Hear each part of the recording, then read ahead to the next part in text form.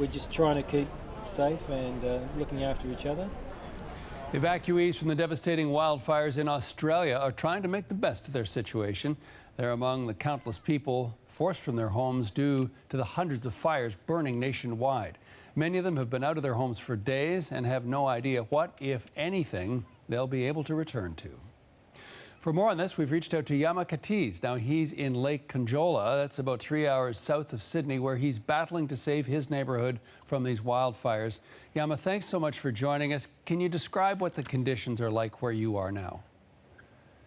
Okay, so the worst of it is over in where we are, Lake Conjola, but it was quite devastating when it came across. So the front of the fires have moved moved north towards Sydney now. Where we are, it's relatively safe. I think everything's burnt, so there's no more fuel for the fire. So when you say everything is burnt, when you look out at the landscape, what sort of destruction are you seeing? Oh, well, all trees. There's most houses, especially in Lake Conjola, I think 60–70% of the houses have been burnt to the ground. So there's a lot of people without homes. They're staying at neighborhood centers for emergency purposes. The other people like us, who our homes are lucky enough that didn't get burned, we're sort of walking around the neighborhood making sure that people are okay. So there's a lot of people out there walking around making sure that the elderly are okay, because in this area there's a lot of elderly people as well. And with the complete burning out of the electricity lines, the mobile towers, the cell towers, it's hard. They're very isolated. So we're making sure, just going door to door, knocking on the doors and saying, make sure these guys are okay, and if we can do anything for them.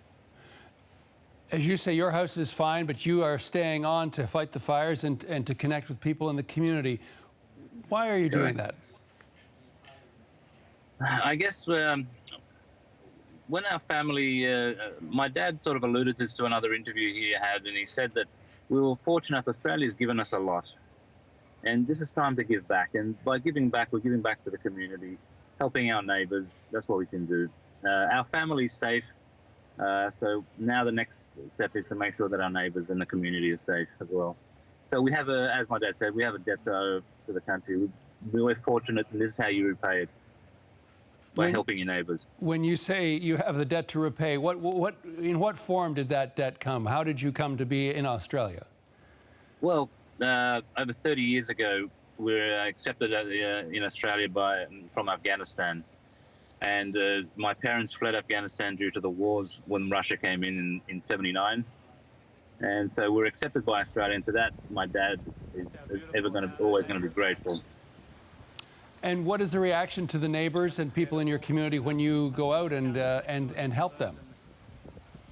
Well, there's relief. There's our neighbours. There's a few of them that are quite elderly, and they're relieved because they're very isolated. There's no phone lines. There's no landline.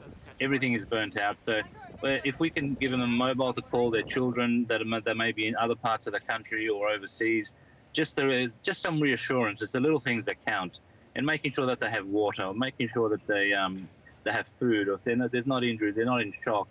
Because the other problem was the smoke was just horrendous. And I think at one stage over New South Wales, the state of New South Wales, the smoke was the size of the entire Europe. So just to give you some idea of how much smoke it was. And the fires burnt I think the last figure was around 14 million hectares. That's a lot of land to burn. As you well know, Australia is in the middle of its wildfire season, but this season seems to be so much worse. Can you describe what you think are going to be the long-term effects of this crisis that has been unfolding there? I guess there's a couple of fallouts from this. One would be, I think, a political one. There's a lot of talk and a lot of possibly mistakes made in the way the forests have been handled, with the fuel not being and backburning not being allowed.